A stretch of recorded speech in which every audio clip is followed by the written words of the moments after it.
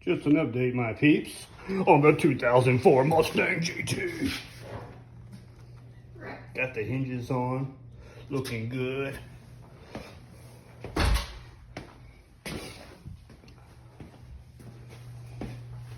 We got both the hinges on.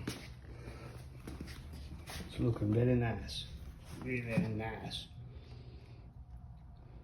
I sprayed it up, kind of match, and had some of the, kind of touched up the door jamb a little bit. Looking good.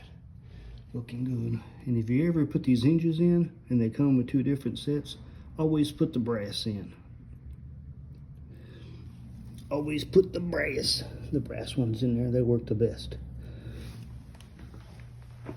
And fixing to put that gas tank in, but I've got to go and get some, try to find another EVAP hose or